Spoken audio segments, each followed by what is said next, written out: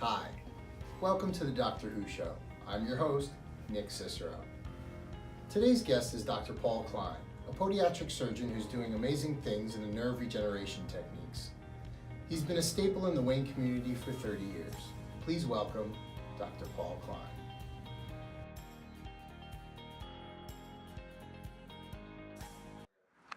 Dr. Klein, thanks for doing the show today. My pleasure. So where did you grow up? Well, originally I'm from the Bronx. That's New York City. It's a borough. And then I moved up to Spring Valley, New York for a few years, and then the rest of my time back to New York City, the Bronx, Queens, Manhattan. So you call me a New Yorker. When you say you grew up in the Bronx, did you spend the first 10 years there, the first 5 years? First 5 years, then 5 years in Spring Valley. Then we would call moving, how would you say it? We were wandering Jews. So whenever the rent got too high, we wandered to the next borough. Was that why? That was why. Wow. What did your father do? My father was a sheet metal worker, which means he put up air conditioning, duct work. Oh, he's a tin knocker. Tin knocker. Wow. And back in those days, he would either work inside of a building putting up the sheet metal. Right. And as part of that job, I got to learn how to read blueprints. Why? Because my father insisted upon me learning how to use a map, because we never took a plane to Florida, and every year we went to Florida, so I had to learn how to read the map. And it was a rotating system. If you made a mistake and you put us in the wrong state, my father would smack you and you'd end up in the back seat. Of course, he didn't smack my mother, so she just stayed in the back seat the whole time. Right. My brother, being 4 years old, couldn't read or write, so it was incumbent upon me to learn how to read a map. From reading a map, it was obvious that now my father had some student, so he taught me how to read blueprints. And from blueprints, you get a three-dimensional image. So when you're 6 years old and you're learning blueprints, you figure you got to do something with your life with these numbers. And of course, my father used tools, so naturally I got the ability to use sheet metal tools. Not that I would ever use them in surgery, but my father always thought that his tools were just larger versions of whatever I was going to use. So at 6 years old, he's giving you sharp objects to cut sheet metal with. Absolutely. That's awesome. So Spring Valley, you said it was called? Spring Valley, New York. Tell me a little bit about that. It was a small hamlet back in the 60s. New community, everybody that was in New York wanted to leave the city in some way. And this was an opportunity for them to get a house with a backyard and the typical, ideal American dream of, having your kids raised not in the city any longer, Yeah. but on grass fields, have a dog, play with animals, those type of deals. Yeah. So that's where you spent like from 10 on. Actually, from 6 to 9.5. Okay. All right. And then you went where?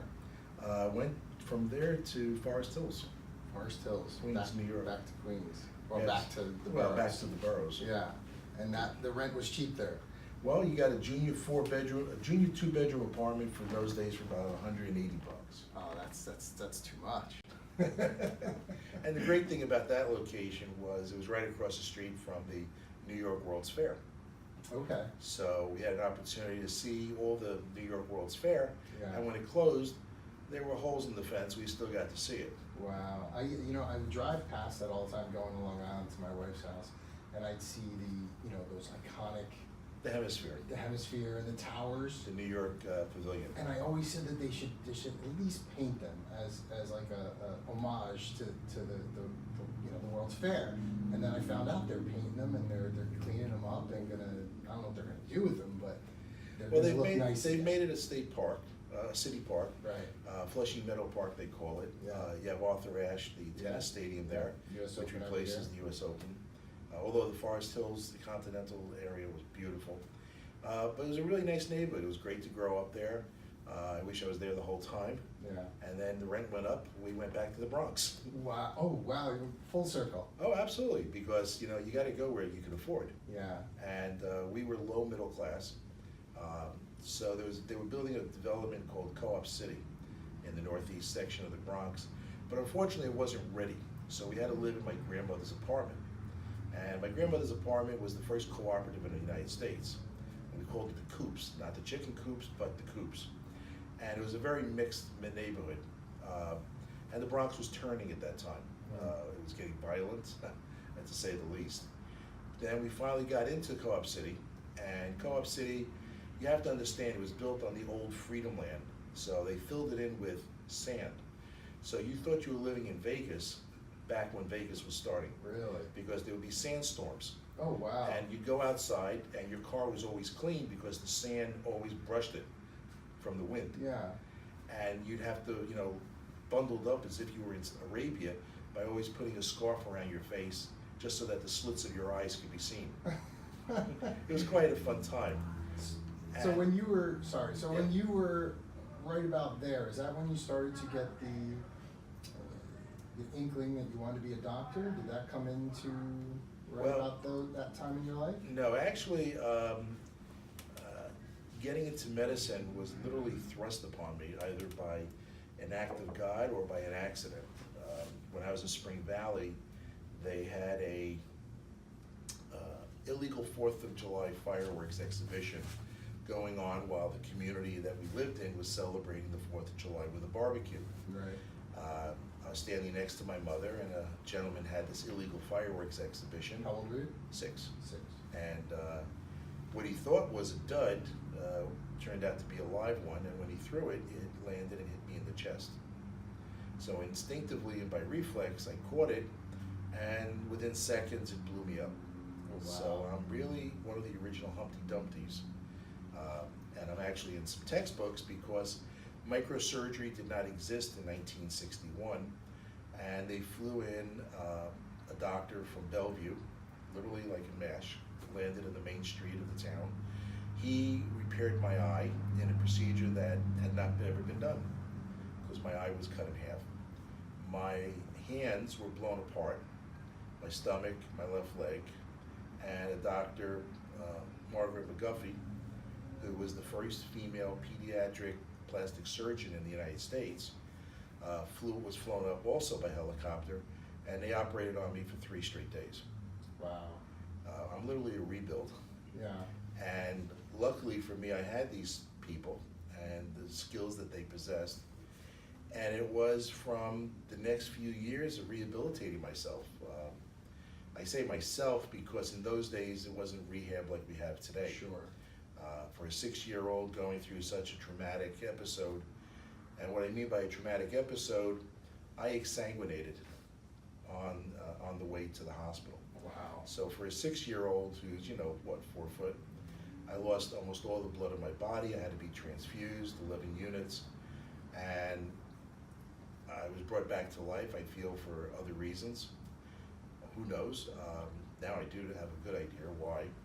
And from that experience, it led me to basically a career in medicine. Can you show us the hand? This is my left hand, this is my right hand, and there's only one finger that is actually not affected from the rebuild, I call it. Yeah. I'm in a few textbooks on how to rebuild a hand. Yeah.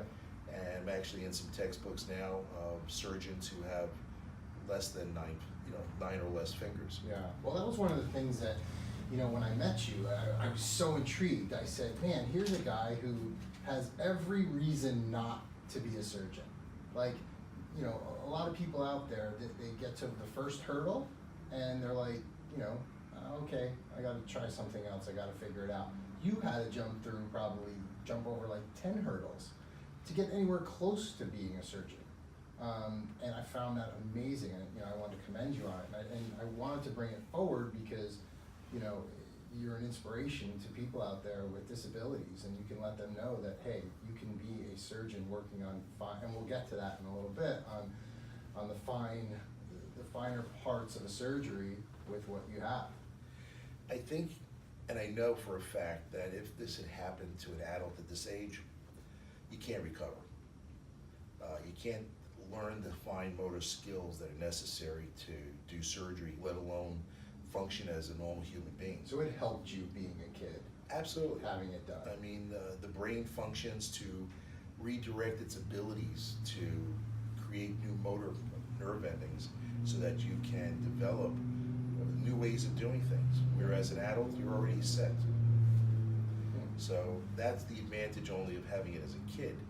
Unfortunately, when you're a kid and you have this type of an injury, you're subjected to the taunts and tribulations of your fellow, classmates Sure. and neighbors, and that toughens you up. Yeah. But the process, I felt, was that I had loving parents. They cared enough to put the time and effort to help me see that there was more than not having a thumb, that there was the rest of my body, Right. the rest of me. And I thank them, and I still thank them, even though my father's passed away. I thank them for the skills and the ethics and the morals that they gave me to be able to handle everything that's gone on in life. And I feel that, well, if I can help anybody, I try to help, whether it's my residents that I teach surgery, or a young child that comes in and is looking at life in such a way that, well, I can't do this. I said, listen, we all have an idea of what we can't do. Yeah. But I was once told that there's one word that doesn't exist, can't. Yeah. And if you take that word out of your lexicon of vocabulary, you can do whatever you need to do. That was both your parents. Yeah, Yeah. and succeed. Yeah. They were tough. My mother was tough. My father was just a disciplinarian. I understand. I understand. Today I guess DIFUS would be on my door. Yeah. So, take me back to where you decided to go to medical school. Well, going to med school was basically a decision I made at 6. And from there, I guided myself to preparing my abilities, at least from my hand point of view, from the dexterity point of view, to teach myself how to become mobile. So believe it or not, I know this sounds strange, I took up carving with an X-Acto knife. In the Cub Scouts, you can do derby races with balsa wood, and I would carve soap, I would carve anything. And that was the beginning of my ability to take three-dimensional objects, like I learned with my father's blueprints, and convey it to my fingers. I strengthened my fingers by doing exercise. I became an athlete, and it wasn't just play baseball. I wanted to equal or be better than anybody around, and I succeeded to a certain degree by making my high school senior varsity team in baseball and swimming and football. Got my ass kicked a couple times, but that's part of sports. Well, that's good. And medicine, I learned how to get manual dexterity by volunteering when I was in college in a dental clinic. And dental instruments, as you know, are very small and fine because you're working in the mouth. So I spent a year learning how to work with dental instruments. And then I spent 2 years working in the operating room as an orderly, learning the instruments, learning the protocols, learning how to work in a hospital environment. And that took you right up to where you are Applying to med school. to med yeah. school.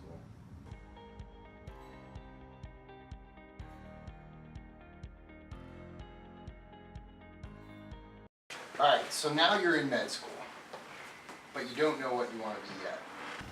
No, when you apply to podiatry school, which is podiatric medical school, you've made a decision already that you're going to be a podiatrist. Okay. So July 4th, 1976 was Operation Sail. And my uncle was having a party over here at Winston Towers in Fort Lee. And I went there to enjoy the party. And while I was there, a cousin by marriage, who I never knew, was a second-year podiatry student at Philadelphia. And he spent the next 3 hours telling me everything about podiatry. Right. So I applied. And that's how the interest in podiatry came about. I visited podiatrists locally in the Bronx to get an idea firsthand from them. So I made the application, I applied to all the schools, I was accepted. And I thought that, I felt that the New York College had the best clinical experience. And I was accepted there, so I went. Tell the patients just what your scope of work includes, because a lot of patients out there, when they're looking, they don't understand that podiatrists do more than clip toenails and get rid of bunions. In the old days, we were called chiropodists, and that's what most people came to understand was what podiatry became, and that was cutting toenails and calluses. In fact, Abraham Lincoln, in order to get back and forth to the White House, had to have his old chiropodist cut his corns and calluses. Now, in the years since I graduated, the expansion of the field of podiatry, the career of podiatry, has expanded quite a bit. So in the state of New Jersey, and in many states in the United States, you're limited or scoped from below the knee. So from the knee down, everything is part of your licensure. So whether it's a broken bone, a broken ankle, whether you have a burn, whether you're a diabetic, you can operate on the foot, the ankle, the heel, the mid-leg, all the way up to just about the knee. And everything that's inclusive there. So it's a pretty broad band of an area to work on. Sure, so you can, that'll include things like, doing surgery of the toe, putting hardware in on the ankle if something broke on the ankle. Well, if a person, say, broke their ankle during sports or a traumatic injury or a car accident, if you have the skill and the ability, you can then put that together. And you can utilize whatever types of equipment are necessary. So in this day and age, we have titanium screws and plates. We have external fixators, which sort of looks like a Arnold Schwarzenegger Terminator type device, but that was invented by the Russians, and it's actually very good. It allows us to walk, even though we have a broken leg. We have the ability to put artificial joints in, whether it's the ankle or the big toe. Right. We have the ability to repair tendons that are torn, muscles that are ripped, skin that's torn, replace it with a skin graft. And, for children to evaluate their ability to walk in a normal way. Yeah. We examine their hips because there may be a dislocation at the hip that the pediatrician may have missed. One leg may be longer than the other. Their gait's off. And their gait is off. Yeah. And, a lot of the adult problems that we see start in childhood. So you have to be versed in pediatrics. Sure. And you have to be versed in biomechanics. Yeah. It's a very varied field. Sometimes I wonder, it's a misnomer, podiatry. It should be that we are dermatologists, we're kinesiologists, true. We're surgeons, we're traumatologists, we're pediatricians, Wound care specialists, and since you started, there's companies like Stryker and Boston Scientific making just huge advancements in the materials that you use to do reconstructive surgery in the foot. What would you think is the biggest change or the biggest advancement that you've seen in the last 20 years? I kind of think everything is about Star Trek. Okay, I'll bite. How so? Somebody writes a screenplay. For those of you, it's Star Trek, not Star Wars. Just so you're on the same mindset. Jules Verne, back in the early 20th century, wrote about man going to the moon. Okay. Somebody read that and got interested in rockets, Robert Goddard. Then the Germans with their rocketry, and then we continued on. Somebody writes something in science fiction, Isaac Asimov, Ray Bradbury. Sure. The next thing you know, it stimulates the mindset of children. Can we do it? Can we do it? Yep. And then why not do it? So in medicine, it's what's next. So right now you say, what's the greatest thing that's come about? Stem cells. Agreed. We call it God cells in a way. Yeah. We all have cells in us that are basically embryonic cells that are allowed to differentiate and become something else. As we have learned the genome patterns of the human body, as we understand the microcellular basis of how mitochondria and everything else works, we're able to take that knowledge and transform cells to be changed into something that can help us. Yeah. So whether it's a heart that needs to be repaired, whether it's a kidney that needs to be replaced, whether it's a wound that needs to be healed. Sure. The use of stem cells has been probably the greatest and will become even greater as we move away from the conceptual idea of having to take a scalpel. Yeah. So when I say Star Trek, if you look at Bones, that's the doctor in there, he takes this device and makes a wand over you and your bone is healed. Yeah. Well, today that's called a bone stimulator. Yeah. Where you lay down on a bed and it reads your entire body. That's an MRI and a CAT scan. Yeah.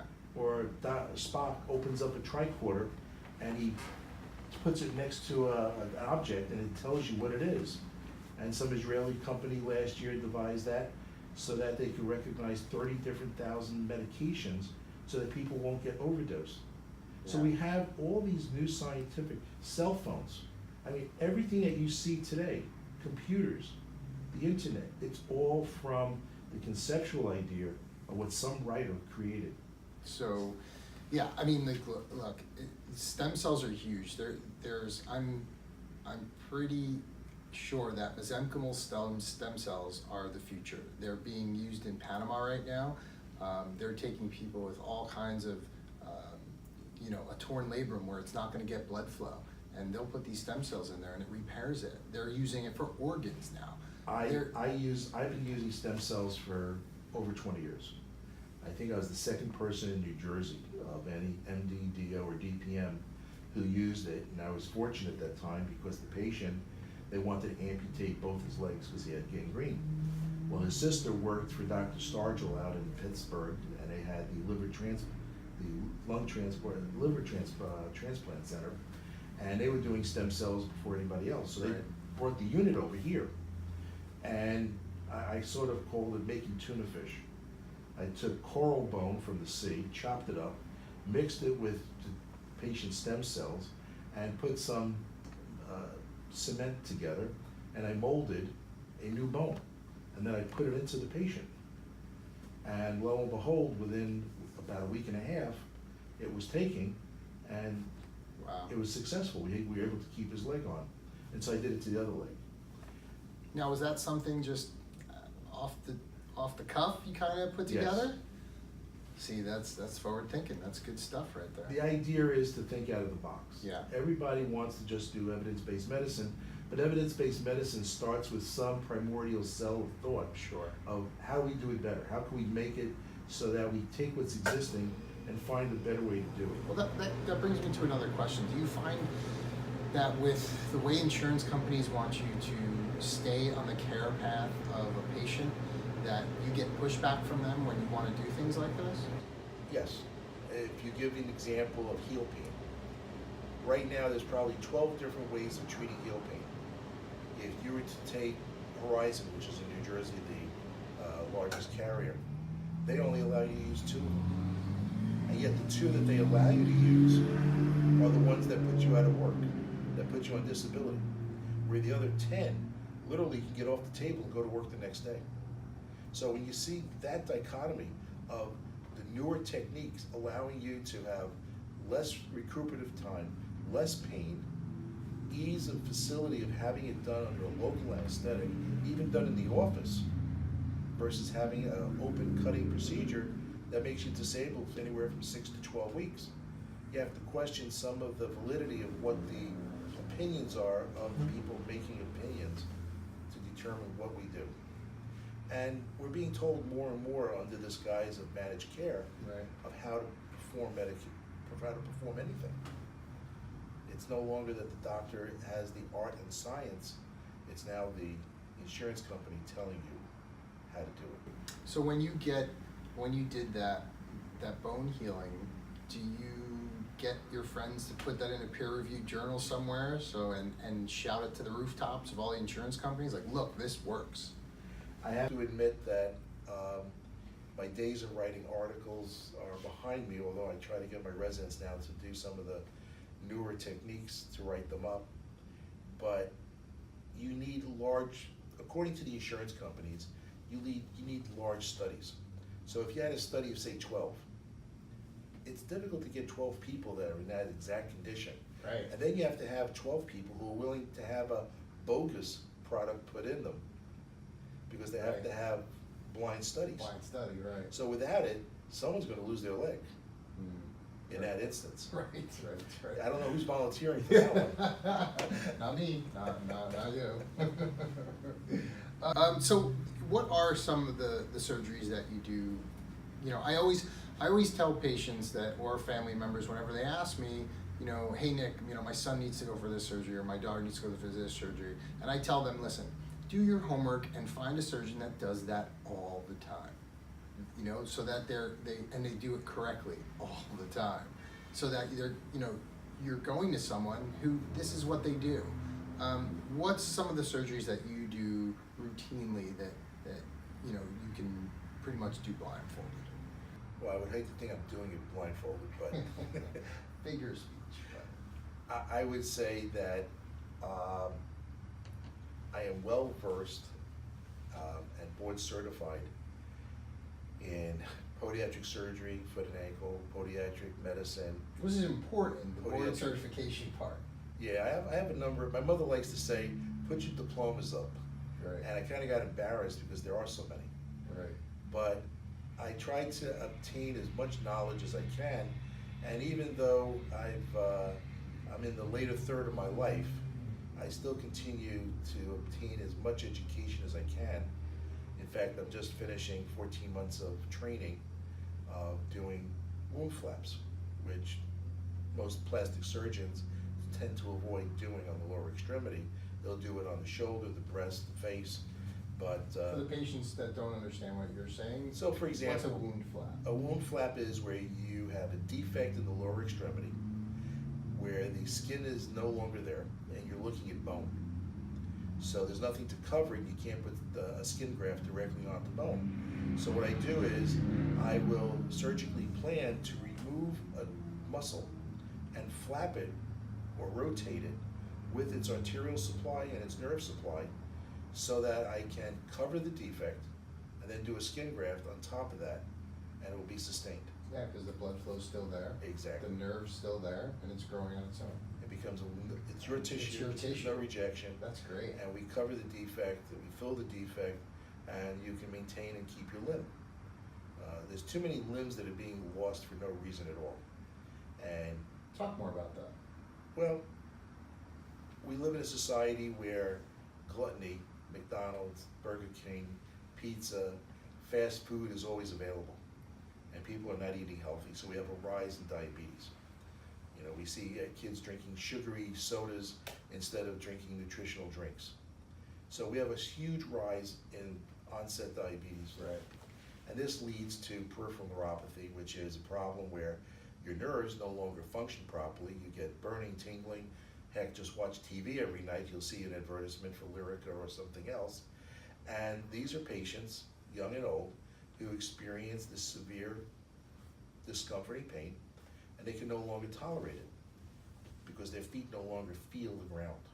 So if you don't have sensation, you're not going to walk properly, your bones will change, and you'll develop something called Charcot foot. And that is, basically the foot becomes like pixie dust. Think of Cinderella, Yeah. Tinkerbell. And then the foot falls apart. The arch is no longer there, and patients can no longer walk. And then you work on that how? Well, basically, I go with the simplest premise. One, I try to talk to patients about seeking nutritional guidance, getting better glycemic control, getting their sugars under control. Second, I'll evaluate the patient's nerves. I found over the almost 40 years of practice that if you find the apex of what the problem is, you might be able to solve all the other issues from happening. So I decided to look at the nerve as the basic problem. The basic problem with nerves is either they are not getting enough circulation from compression, or they're injured by trauma. So for a diabetic, you have to think of nerves as a sponge. And if the nerve is like a sponge and the sponge is dry, and you add water to it, the sponge expands. So if you're driving a truck on the east side of New York, and it says that the tunnel is 11 foot 4 inches, and you got a 12-foot truck, you're gonna get stuck. And that happens exactly to diabetics. Gotcha. The nerve gets caught up in these natural anatomic tunnels. Can't move. Well, the nerve gets strangled. And when the nerve gets strangled, it's like a dimmer switch. So we like to have lights that are 100%. Well, the nerves like to be 100%. But as this strangling occurs, the nerve gets less and less electrical current through. So it's like a dimmer switch. The light gets lower and lower and lower. You feel less and less and less. All right, so let's get into the nerves. Like, this is your bread and butter. This is what this cutting edge nerve techniques that you've been honing your skills for the last 30 years. I think you're right there at the like cutting edge part. Tell me about that. First off, in my field, we are taught very little about neurosurgery. And I saw a need to address issues, whether it was neuropathy or trauma. So I went for additional training down to Johns Hopkins to start with. And when I was at Johns Hopkins, it whetted my appetite to say there's more stuff here to learn.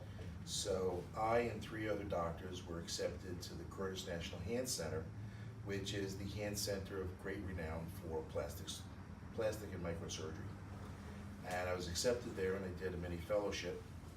And from there, I continued my training because I felt the more training, the better I'm going to be, the more confident I'm going to be. So I went for training around the country: Chicago, Maine, Atlanta, Seattle, Portland. I got a lot of miles.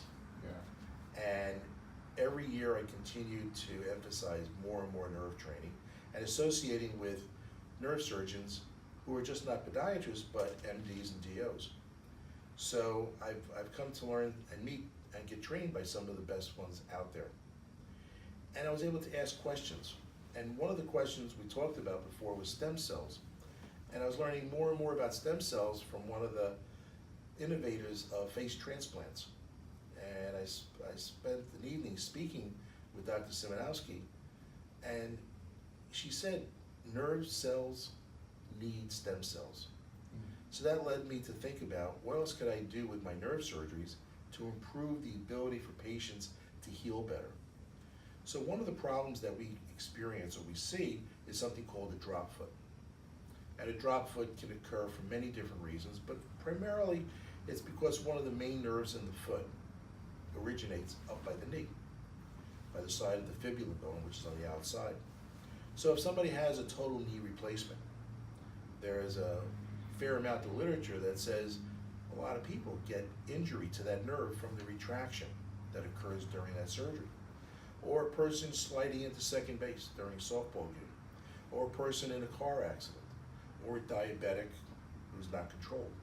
Many different reasons can cause a drop foot. Given the ability to test these nerves electrophysiologically with a NCV test with a neurologist, and also with testing that I have in my office that was perfected down at Johns Hopkins, I'm able to identify those nerves that still have life in them. And for those nerves that have life in them, I want to regenerate them. So some of the things I do is as simple as a decompression. A decompression you would liken to going to a wedding, and at the appetizer area you've eaten too much and you want to eat dinner. So you open your belt. So it's the same idea. And I open the belt to allow the nerve to expand. Or in some instances, the nerve is damaged. So I'll use a microscope and I will open up the outer covering of the nerve and find the inner fascicles. Now, fascicles to most people is a word that's foreign, but everybody's familiar with telephone wire. The outside of the telephone looks like a round wire, the inside looks like hundreds of wires. Well, that's what a nerve looks like, except those nerve bundles, or there are little bundles in there with nerves in them. And we can identify them on an operating microscope and release some of the constrictions that occur. In addition, we have the ability, if a segment of the nerve has been damaged, to cut that segment out, and now we have nerve grafts that we don't have to harvest from you, therefore we don't have to sacrifice a healthy nerve. We can take a cadaver nerve that's been treated, it's allergenic, so it's not going to cause you a harm, and I can sew that together using what we call nerve grafts and nerve conduits. It's sort of like what you do with a heart. You're basically supporting the nerve to allow it to heal. Tell the patients how big these nerves are that you're dealing with. You use like a fishing line. Sometimes a fishing line is actually too thick. Wow. What I will say is this. If you took a piece of number 12 spaghetti, Okay. that would be the size of a lot of the nerves. Okay. If you took a pencil eraser, that would be the largest nerve. Wow. And you're varying it even down smaller in the foot to sometimes things as little as 1 or 2 millimeters. So there's releases where you open the sheath up so that you give it like almost breathing room? We call that a neurolysis, yes. Okay, and then there's ones where you bypass it? Well, we do have bypassing, so that it's almost like being an electrician. My father would love this. So your muscle doesn't work because the nerve is not getting conductivity from the nerve that's there. So what you do is you take a nerve and take part of it and manipulate it by transferring it to that other nerve and connecting it. Other times we will actually interpose a nerve with a graft and bypass a whole nerve completely. Wow. And while we're in the operating room, we have electronic computers that are nerve stimulators, and we can actually stimulate the nerve while we're there to see if it works. While it's open? While it's open. So a lot of times when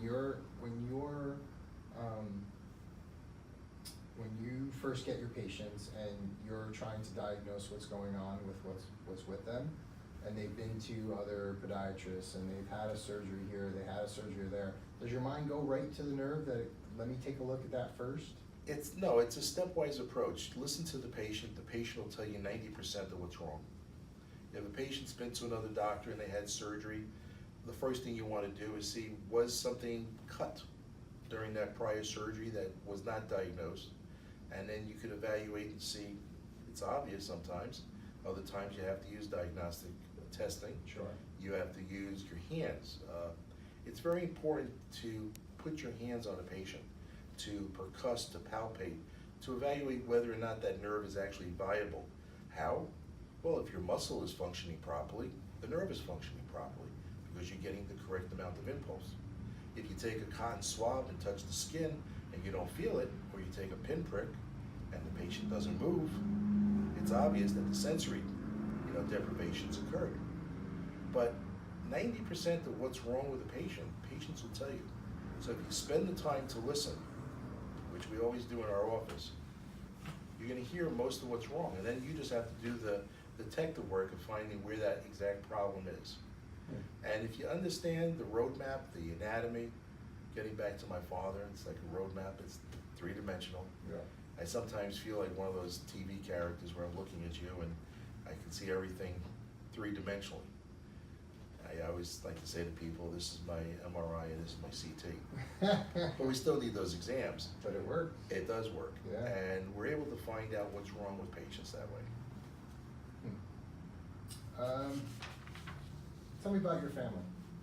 Do you have any kids? Well, I got a boy Married? and a girl. They're in their 20s now. They've finished their graduate school. One's working. One's on his way to hopeful good employment. Married. She's had multiple businesses of different opportunities, and right now she's a mobile dog groomer. We call her the dog whisperer, and most people in the area know her. And she has clean paws. So That's the name of it? That's the name of it, yeah, clean paws. Do you have dogs of your own? Oh, I got 3. I got 2 monster Newfoundland, Ooh. Lanciers. They're in the 150, 160 Yeah, pound range. yeah. They're sisters. I think when one sneezes, the other sneezes by reflex. And they're bossed around by a little Shih Tzu by the name of Crouton. She runs the whole show? He runs the whole show. You know, it's very true that you take an old dog and you bring new ones in, Yeah. and they become young again.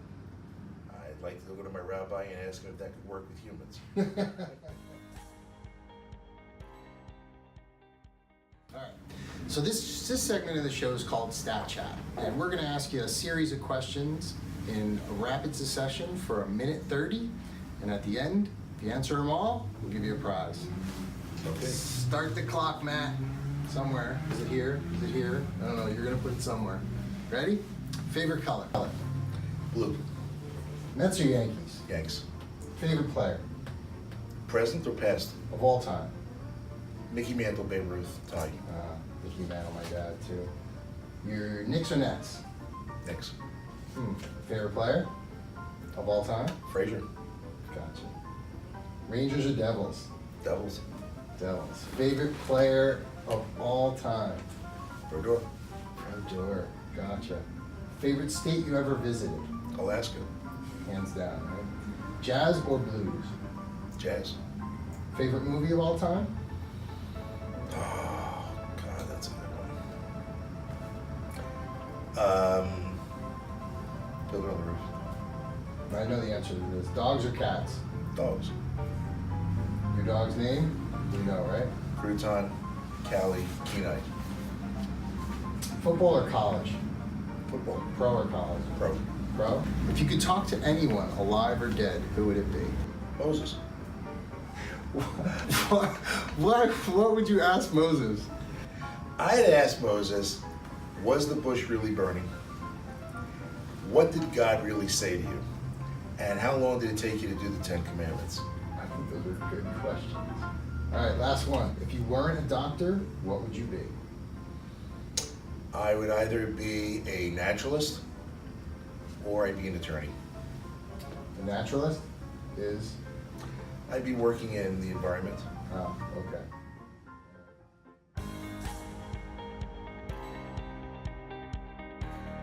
So our last segment of the day is a thing I like to call Before You Go, and it's where you give advice to patients before they come to the doctor. So for you, what would be the one thing you would tell the patients that would help them in navigating their health care?